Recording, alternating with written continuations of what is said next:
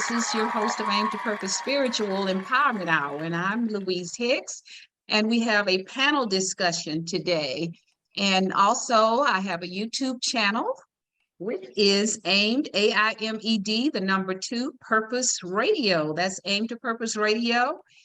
And go to my YouTube channel, subscribe, give it a thumbs up, leave some comments, and be sure and share this video because this is something that can lighten all of us, not just us here on the panel tonight or today, wherever you're located. And we're going to be discussing being independently Black and a sound mind and the impact social media has on the Black community. That's going to be our topic today. And we have some guests here with us. So we are excited about this panel because you're going to be able to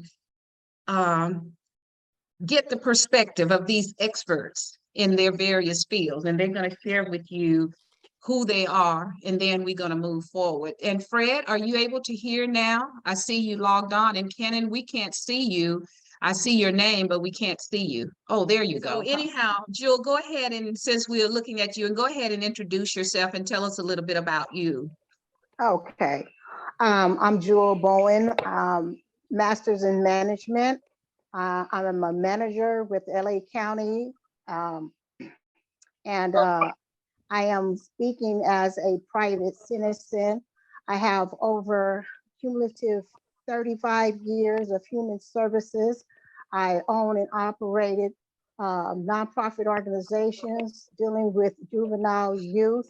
And in my current capacity, I am overseeing a contract with LA County for the reentry population.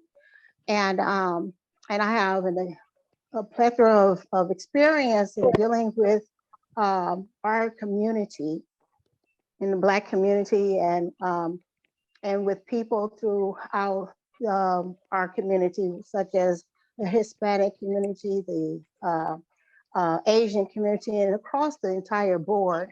So I'm not just limited to just only being able to relate to just only the Black community. So I bring enough experience and work experience in life experience and work experience in terms of dealing with what we are about to talk about and how it impacts us directly as a community. Absolutely. Thank you so much, Jewel. Appreciate that. And I see you have an impeccable background here. So you have the expertise to discuss, and plus the fact that we are Black women. So we know that we've had some experiences. So that's awesome. And thank you so much for introducing yourself and being a part of this platform that we need to do. And we will most likely do it at least once a month so that we can continue, because my podcast is on every Sunday and I come in between. And I started this platform in January of this year, the Aim to Purpose Spiritual Empowerment Hour, because my son, who's on here, Kenan Wesley Mason, and I had a podcast called Aim to Purpose, a radio show in California, where we would go into the studio and we spoke to all ethnicities all across the world, being Brazil, Canada, the UK, South Africa, America, you name it. We've spoken with ethnicities from all across the world, dignitaries out of South Africa. So we have done a lot of this. And I'm kind of like Minister Fred Shaw Jr. that's going to speak in a minute. I feel like I have a PhD as well. And I do have a bachelor's degree out of Cal State Long Beach and in social work. So I really we have the same alma mater from Cal State Long Beach. Yes. Awesome. Awesome. Well, I went there right out of high school in 1969, graduated in 1973, went straight through, put myself pretty much through against the odds and so forth. So like I said, kind of like Minister Fred Shaw Jr., I feel like I have a PhD because of all of my experiences. And I'm excited about this. And as you mentioned, you worked for the county, Jewel. So we're doing a disclaimer. This show is being brought by all the people that are on here as private citizens, not in Absolutely. kind of any form or fashion related to their employment endeavors. So let's get that clear. Absolutely. This is a Absolutely. disclaimer here. And I'm not employed. I'm retired from the County of Los Angeles years ago. So I don't have to do a disclaimer on myself, but anybody that's employed, they're here as private citizens independently. That's why I titled this being independently Black and of sound mind, because we all are of sound mind. So looks like Fred the third is working on getting in here still. So Minister Fred Shaw, we know you on our show when we were in Hollywood. You came into the studio. You've been on here with different people. So give us a little bit about yourself too, because we know you've been here before. Well, I want to thank you for having this panel and to make this discussion possible.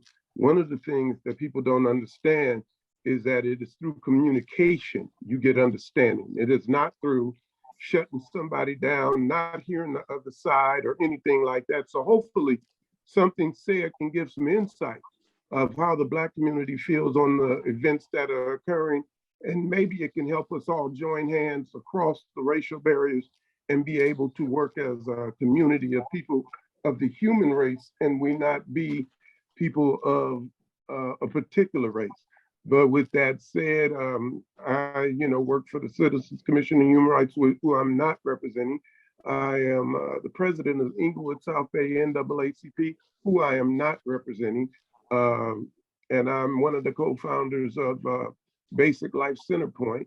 And I'm not necessarily representing them either. I am speaking as an individual who has a vast array of experience, and we want to be able to bring that to the table. Absolutely, and thank you so much for that, and thank you for putting this panel together. I have to give you all the praise and glory be to God for you doing this, because I didn't put it together, and I thank you, because we do need this type of dialogue to uplift and elevate not only our community, but like you just said, we need to bring some love to the world. And I've always been one to speak up and speak out. I have a little cup here, by the way, you guys. That's my cup that says speak up. And I use it all the time. So we'll go ahead and talk to Kenan. And Kenan is my son, and we used to do the podcast. So go ahead, Kenan, introduce yourself. Well, my name's Kenan Mason. I'm the founder of Kinetic Fit and Wellness, former co-host of Aim to Purpose, the radio show. And I'm just happy to be here. Thank you for inviting me to add whatever I can add to the equation. It's been a lot going on over the last several weeks, and I'm here to learn.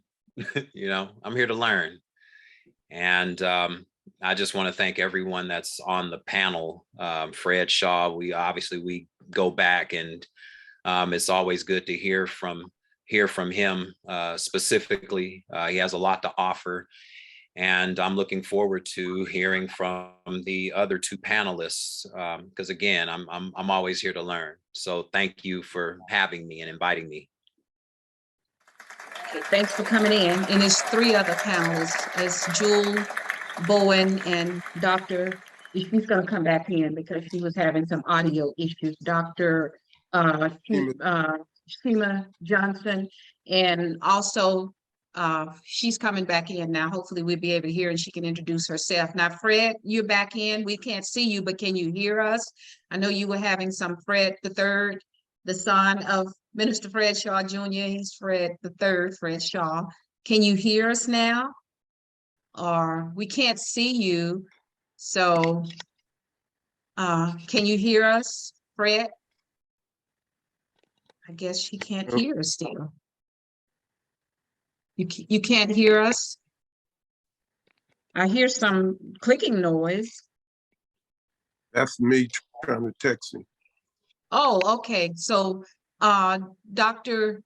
Johnson, Shima Johnson, can you hear now? Can you unmute? Can you go ahead and speak? Maybe we can hear you better now. Okay. Yes. Yes. Hi. Good afternoon. And We hear you. I hear you perfectly. Can everybody else hear Dr. Johnson now? Great. Okay, go ahead. Okay. I'll just like to say, just introducing myself, as a member of the community working with our youth and on human rights. I'm also very active in organizing part of state bargaining, as well as also been a part of the state diversity and inclusion programs. I am Mhm. also a entrepreneur. I have two businesses, a for-profit and a nonprofit that I um, am the CEO of.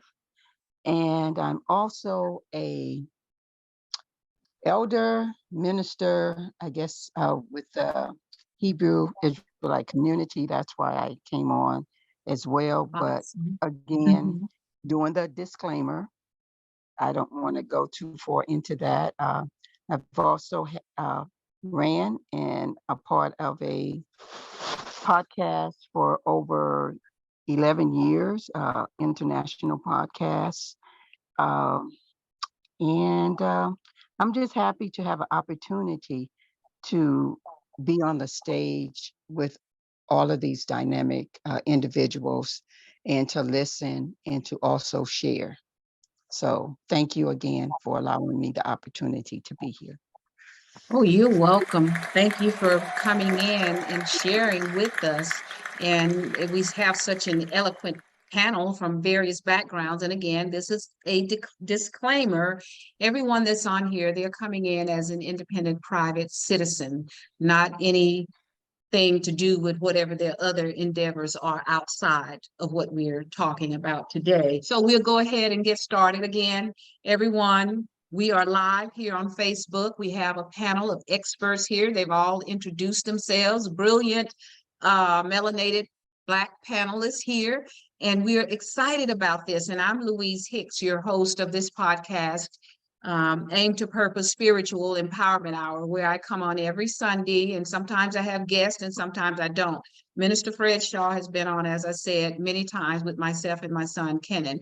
So our topic today, again, is being independently Black and a sound mind, the impact social media has upon or on the Black community. And we're going to be talking about voting, Kyrie Irving, Kanye West, as he calls himself, Ye now. So we're going to say yes, Ye, but Kanye West, for those that do not know that he's changed his name. We're going to be talking about, and we're not going to be long on all of these subjects because we intend to get off within a little over an hour or so, because we want everybody to be able to chime in and lend their voice to this very, very important and powerful meeting of the minds here together, meeting of all these brilliant minds. And we're going to discuss Chappelle, that was on Saturday Night Live last night, and it was brilliant what he did, as well as what we can do, setting the example for all of us, coming together in unity for our Black community and elevating, kind of like what I've learned as a child growing up in Shreveport, Louisiana, leaving at the age of 18 right out of high school, going to California where all my children grew up. My parents always would tell us, if you can't say anything nice about a person, put them in prayer and don't say anything at all. So maybe that was some good advice because I learned a lot from it. So go ahead, Minister Shaw, you brought us all together. So go ahead and let's start out with the voting. And what is your take on the voting? Because we know that according to what I've heard, that the Democrats did take over, and down in Georgia, I just lost her name. What's her name? Abrams. What's her first name? Stacey Abrams. Stacey Abrams. I've been hearing rumors, don't know how true this is, but I've heard some rumors that Black men did not get out and vote. And maybe that's why she lost the election down in Georgia. And as you all may know, or if you don't know, she was very instrumental in turning Georgia as a blue state, because she went out and just got everybody together and they turned Georgia blue. And she lost her run as governor to the current governor there in Georgia. So what is your take on this, Minister Shaw? We'll get everybody's opinion as to why you think it may be difficult, not only sometimes when some Black men don't vote, but why some of us, period, don't vote for the Democratic Party or any party sometimes. Well, first of all, I want to say that I don't believe that. Um, there's been this narrative, and I don't know who creates it, or I don't know who keeps a track of that thing. And if it was true, I don't even know how they would know so fast that it was the Black vote that didn't do that. When Donald Trump was elected president, we had people around the country saying, oh, Black men didn't vote Democratic, so therefore, and I just think this is part of the divide that goes on. I think that if everything is equal, most Black men will vote for the Black woman over another race. So I don't know where this is coming from. I just think it continues to divide. It is necessary, no matter who we vote for, that all Black people vote. And I say no matter who you vote for, because I'm gonna tell you something. People get deals when people need you. And unfortunately, the Democratic Party, which I'm a party of, have taken the Black vote for granted. They fight for the Hispanic vote because 30% of the Hispanics vote for Republican. So the Democrats have to fight for their vote to get their vote. 90% of Black people vote Democrat, so therefore they feel they have no reason to struggle and fight and pay and do all of the things they do to other people to get the vote because they figure they got us in pocket anyway. And everybody should be bartering for our vote. We shouldn't belong to anybody. That's the thing that we fought all these years for. So we weren't enslaved to anybody. So it be a Democrat, be a Republican, independent, whatever, we should have where we as a people vote for who we think is in the best interest of our people. Not about a party, it gotta be about people. Absolutely. And I agree with that wholeheartedly, that it should be about people. And Jewel, Ms. Bowen, what are your thoughts on that? Well, I agree. One of the things that I have seen over the past decade is that the Black vote has been taken for granted. But, one of the things that we fail to do as a people is to make people accountable and make people respect our vote and to give them the demands that we need as a community in order for us to support them. There has been some things that were said in the past few elections that were disturbing to me. And, I don't have to necessarily go into that, but at the same time, any time where you have presidents believe and feel that if you're not voting for them, that you're not even Black at the same time. Those kind of statements are very dangerous to me because of the fact it tells us that they're not taking us serious and they are taking us for granted, and to just put people in position of president and not expect anything from your works. I think we have failed our own people. We cannot continue to operate on that type of level. And if there's going to be changes in our community, those are the changes. We must make the demands for those who want our support, and we must hold them accountable. Because if we continue to keep putting people into position and they don't have to do anything for us, then it's our own fault. I agree with you too, 100%. Amen to that, because we do need to hold these Democrats accountable. And I have to say that about 30 some years ago, because I'll be 72 on March 4th of next year. So a little over 30 years ago, I decided to become an independent because I did not see the benefit of me being of either party, particularly the Democratic Party. Like you just said, Jewel, that they have not shown any accountability. They come around once every election time. They go into our Black churches, our Black communities. They prey on us, and I mean P-R-E-Y on us, not pray, not P-R-A-Y. They prey on us, and we keep voting for them, but not holding them accountable to anything. So with that said, we're gonna let, oh, Fred, can you hear us now? Fred the third, I hope you can. Put it in the chat and let me know if you can hear us now. I hope so. But anyhow, go ahead, Dr. Shima. I want to hear from you, and then we'll hear from Ken and Fred. We're gonna let the ladies go first. Well, thank you so much. Well, as it pertains to voting, I hold my vote close to me. I don't just vote for anything and anyone because I feel that my vote represents me.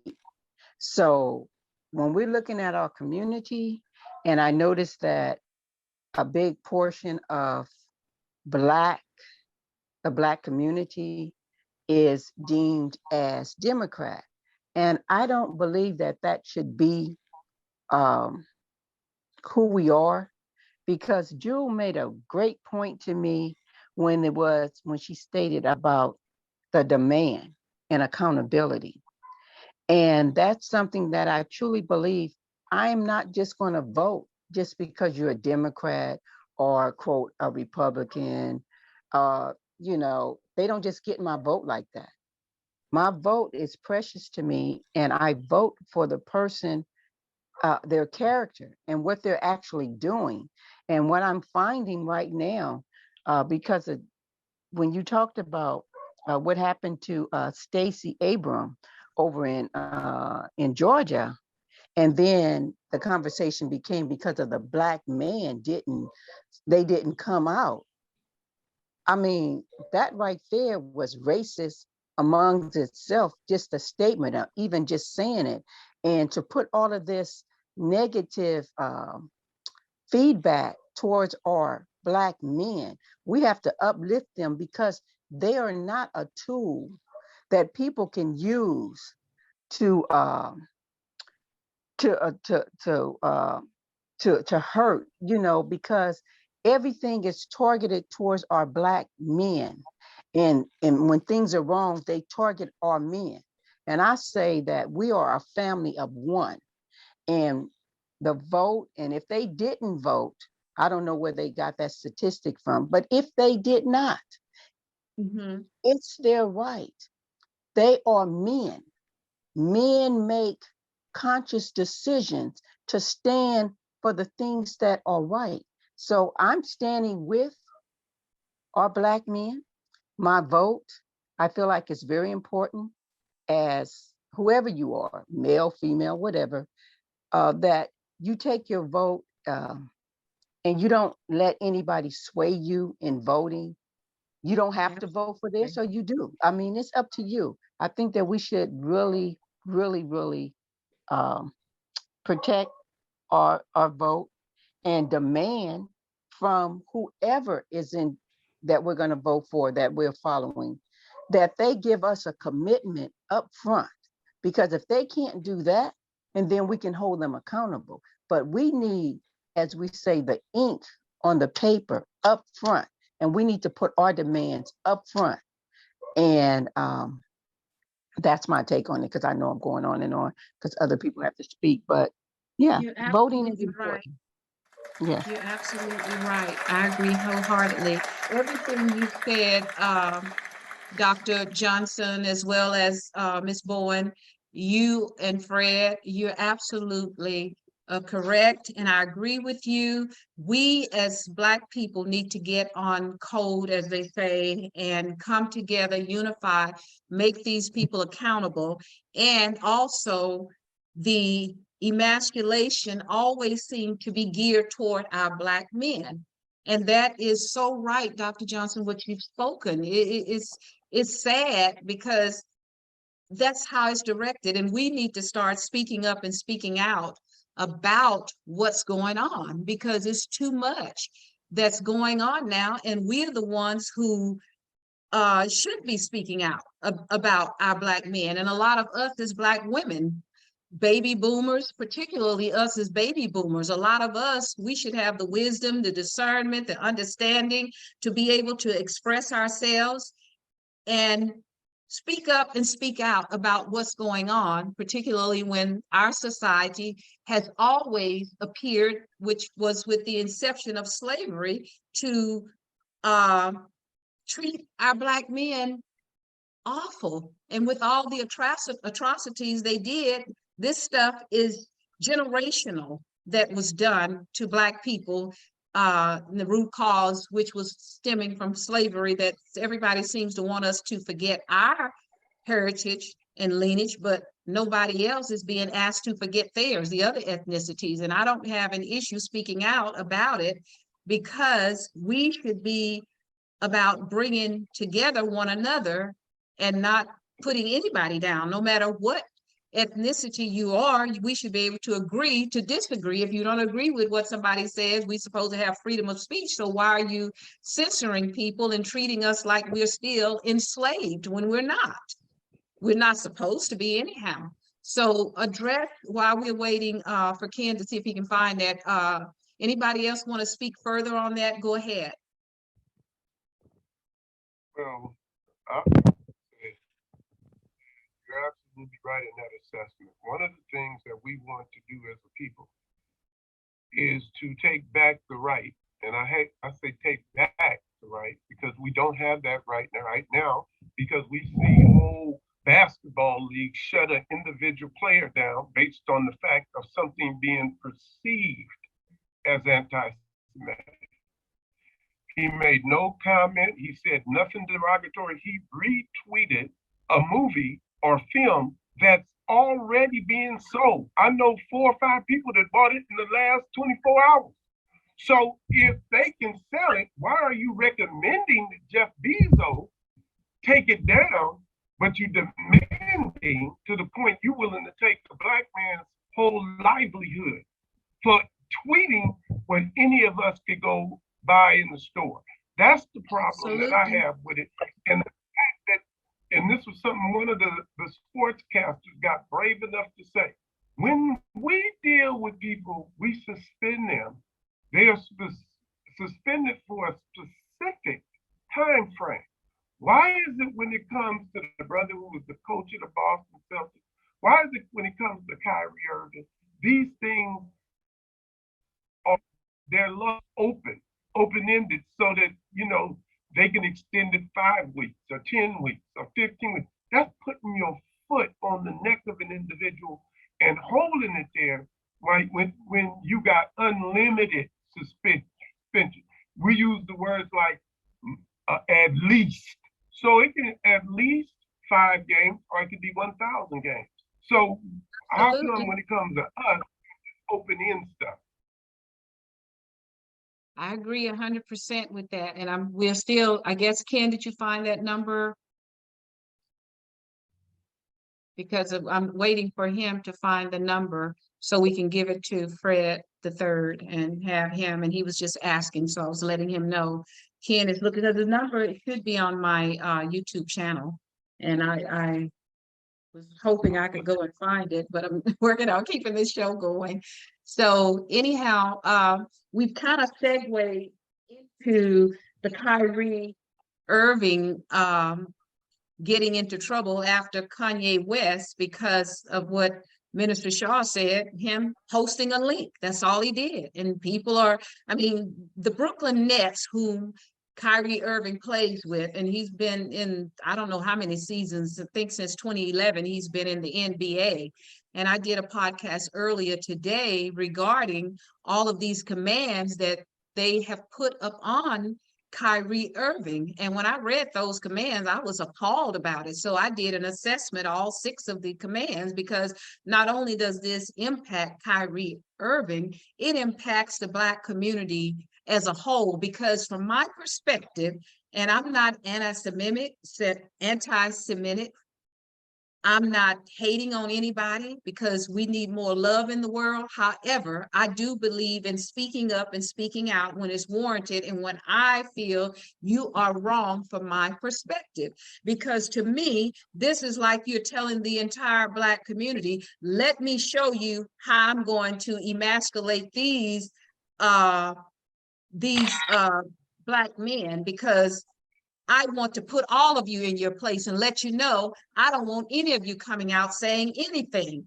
And so what is the fear all about? Because now what you've done, people are going out, like you said, Minister Shaw, buying the books, they're watching the movie, paying to watch it. I watched it. I paid to watch it because I'm the type of person that would do my due diligence and check out something. So I watched the movie, not that I understood all of it, or I knew. I was listening to it and I said, wow, I never heard that. But a lot of things on there I knew because, like I said, I've been around a long time, almost 72 years. So I've seen a lot, done a lot, had a lot of racism directed at me. And it's every day pretty much we're being faced as Black people with racism. So this is censoring and telling people, I don't feel you have brains enough. This is my perspective, to watch this movie and discern and be able to not be anti-Semitic. And I don't believe in my heart that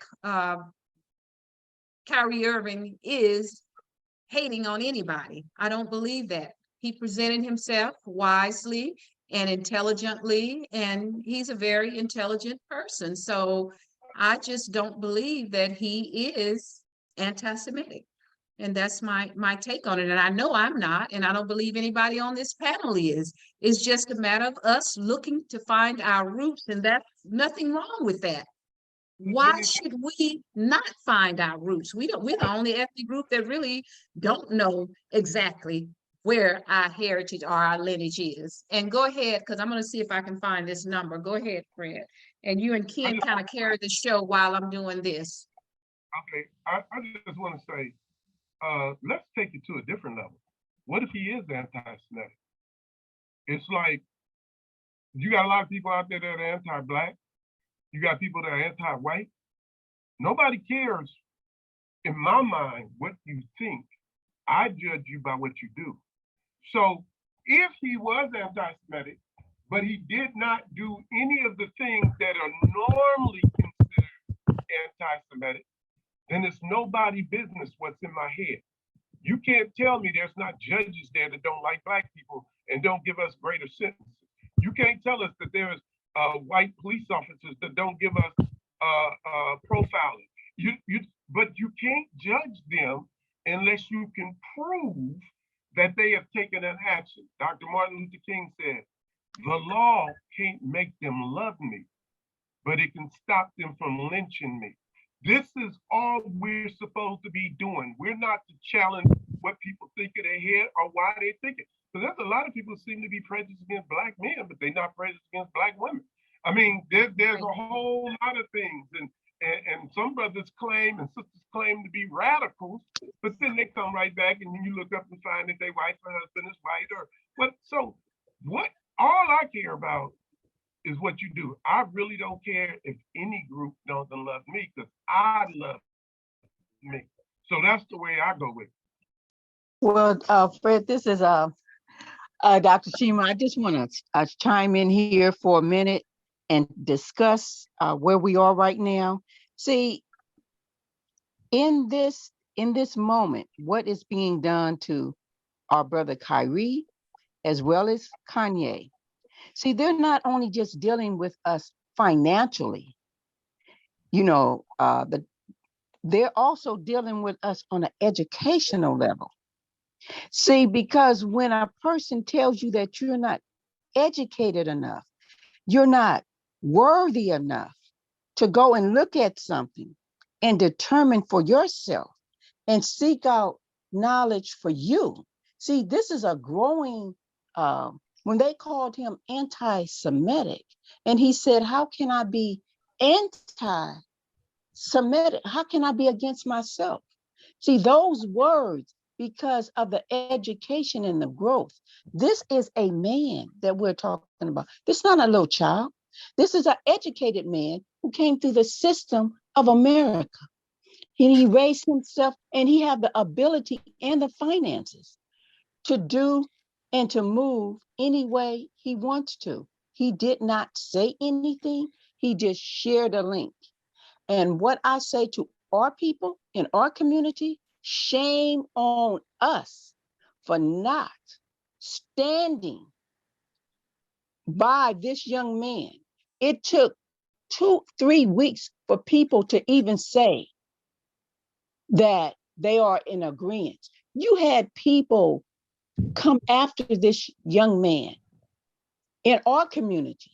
We hit him so hard with the whip, you know, like they say, buck breaking, but it was our own people. And what I feel that is needed right now from us, and since we're talking about love, education, and all of that, because people did not watch this movie, nor did they read the book. They just went off their own emotions and protect a race of people. That's right. Yeah, they're protecting a race of people of their own. What I suggest that our community do, and I'm serious, and anybody that's on board that want to put something together, let's do this. Just like they called our brother to step up and to go to their museum, then we call them out and say, you go to our museum, you speak to our leadership. See, when none of our ministers step up and didn't have a problem with them writing down that he goes to their rabbi and get taught, see, I had a problem with that. So you saying, oh, we don't have the intelligence to discuss it. No, but now it's time for us to call them out. All of those who have demands, then we also have demands. Now you learn about us. Now you come to our communities, you come to our museums, you get taught and educated by our clergy. See, we should not be standing on the sideline in this time. You need to speak up. You need to be active. And everything that what was that? That was his manager, or they tried to say his boss, but his manager.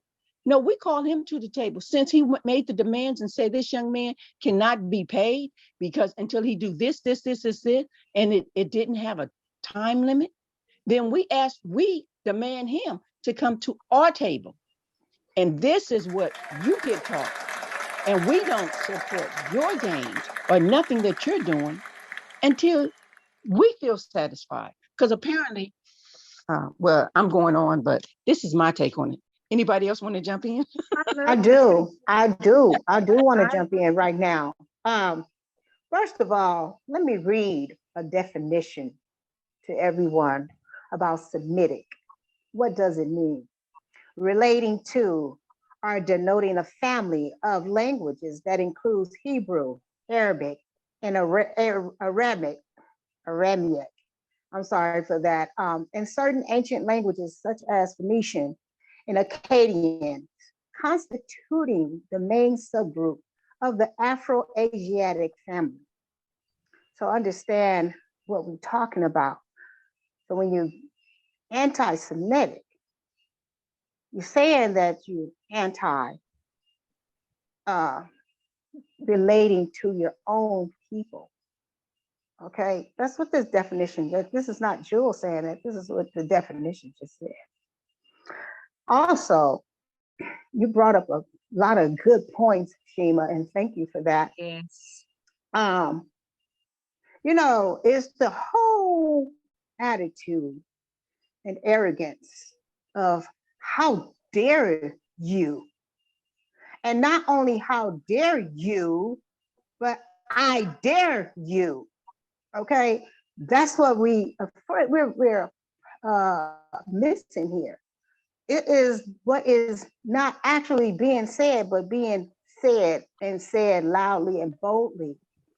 And so, you know, it's understood that a lot of our own people who came out and against Kyrie because he posted the Hebrew to Negro movie This movie, mind you, has been out for 4 years.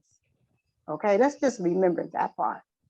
Mhm. And the thing is that for those who have not seen it, because those who have come out and said what they said, and I can tell you, they have not seen this documentary because you look foolish saying what you're saying. If you have not seen this documentary, you're looking very foolish. And if you've seen the documentary and said what you said, shame on you. Shame on you. Because the documentary is all about educating the Black community. It's about educating people across the world and how they got there and what it means from where they came from, their origins. They talk about Abraham and his sons and how they went through different parts of the world. See, when you speak out of something you don't know, we already know. We already know that you've been bought and paid. Okay? And so just understand this.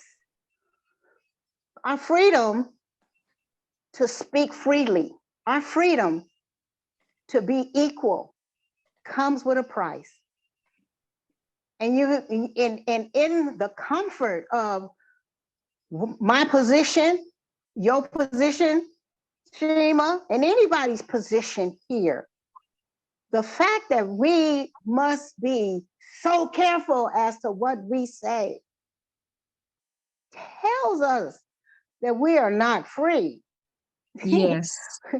Okay, so we're looking at a re-dramatization of folks continue to put their foot on our necks just because we can, move about the cabinet and we can buy us a nice home and drive a nice little car, and we continue to work.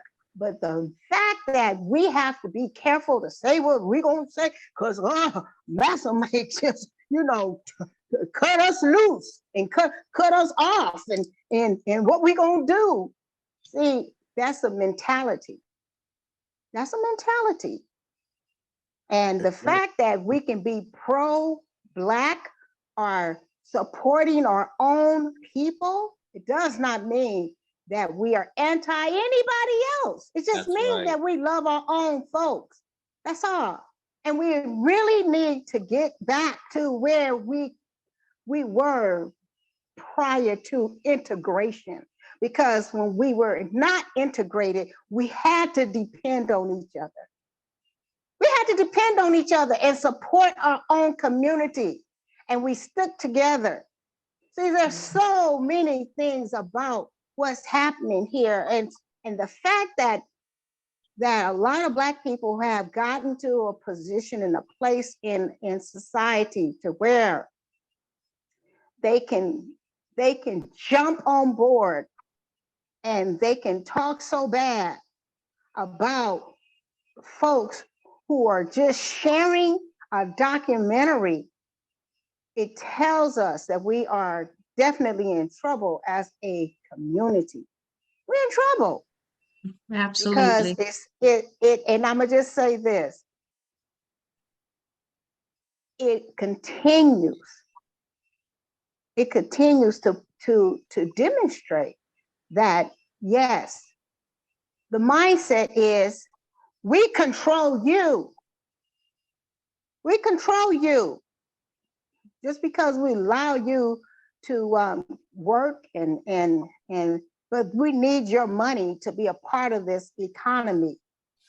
So with our trillion dollars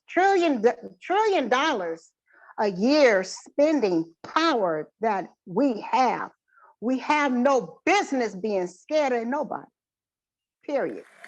And that's what Ken, let's hear from you, Ken. Ken, just sit there all patiently and everything.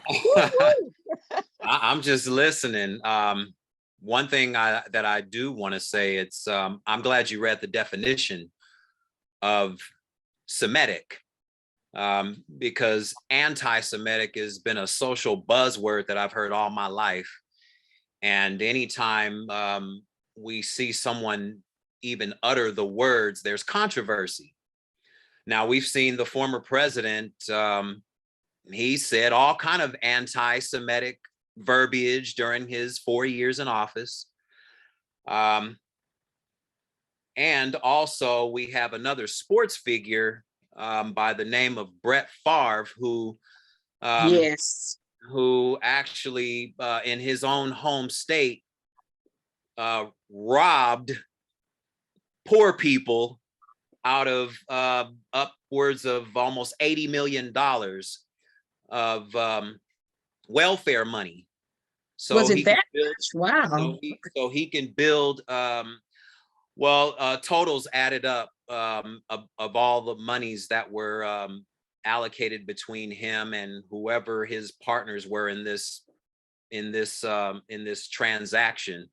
But he wanted to build a complex, a volleyball complex for his daughter, by way of stealing, for lack of another term, from poor people in his own home state. Now, we heard about this, maybe. Was it Mississippi? Mississippi. Was it Mississippi? Okay. Yes.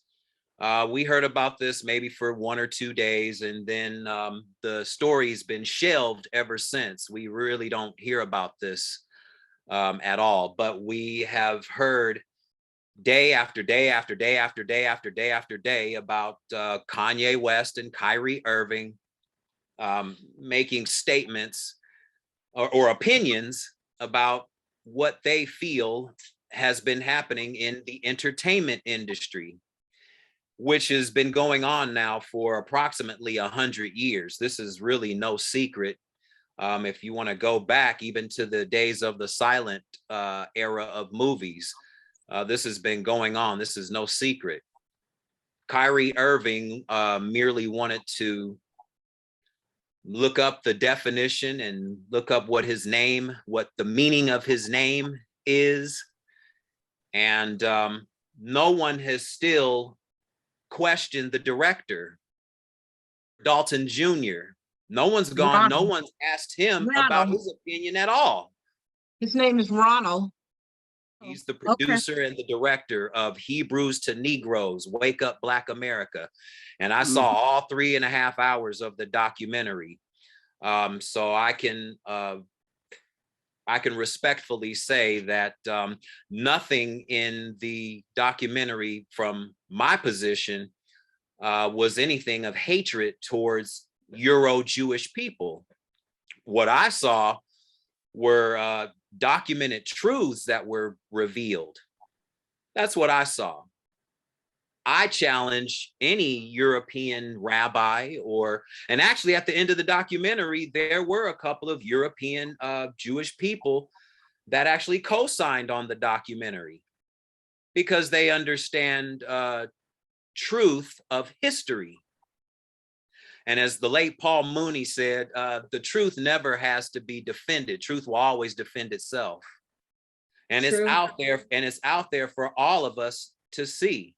It's been on Amazon. The movie's been on now for since 2018. Nobody's just now people are calling for Jeff Bezos to take the documentary down. I mean, why? If it's telling truth, why is the truth so fearful? Or why are people so fearful of truth? My suspicion would be because the balance of power will shift when people understand the truth and how much power we do have, and understanding who truly controls television and all the narratives that we see about ourselves. I mean, I named off a bunch of people that control different networks and television organizations, newspapers. None of them look like us. BBC, Washington Post, Facebook, you name it. None of these corporations that make billions of dollars annually, none of them are controlled or ran by people that look like us. So my whole thing is, who is Adam Silver? And what lesson is he going to teach Kyrie Irving? Who is Leor Cohen? And what is he going to teach us about our plight and the state of hip hop and why it is the way it is today? I mean, these are the people that control our narrative. So since we have the strength in numbers, as Riza Islam and all a bunch of other people say, it's time to unite. Once we unite, there's no way that we can be denied. We see many of the sports commentators that have pretty much tried to, I guess they have been having their neck on Kyrie Irving's neck, from Stephen A. Smith to Shannon Sharp to, you know, all the big names. Charles Barkley, Shaquille LeBron O'Neal, James. who incidentally reportedly showed this movie at his theater complex back in November of 2019. Mm-hmm. Now he hasn't come out to admit or deny, but I did see the advertisement from Elton Jr. advertising that his movie was going to be shown at Shaquille O'Neal's complex. And for the hype of this movie, obviously somebody must have seen that movie at his complex for the subject to even be brought to the table. Mm-hmm. So again, fear is real, and the fear is that we will learn the truths of our origin. Also the truths of how much power we truly do have, and why our voices are wanted to be so silenced. We're always at the forefront of attention when it comes to racism. We're always the scapegoat, like we were mentioning earlier about Stacey Abrams and how Black men have been used as the scapegoat of why she didn't win her race. So it's just a lot of things that are put on the table, and I just think that for anyone that has not seen the movie, you can't really give a fair opinion about Kyrie Irving and his reasoning of why he chose that movie to view, and the conclusions that he developed from it, that he cannot be anti-Semitic by way of the definition that was just read to us. There's no way that I can be anti-Semitic. There's no way that anybody on the panel can be anti or an anti-Semite. Again, these are buzzwords that have been used, and if you dare use them, someone of Euro-Jewish descent will challenge you on it. Well, I challenge any Euro-Jewish person to watch this documentary in its entirety, all 3.5 hours of it, and then come back and tell me about history.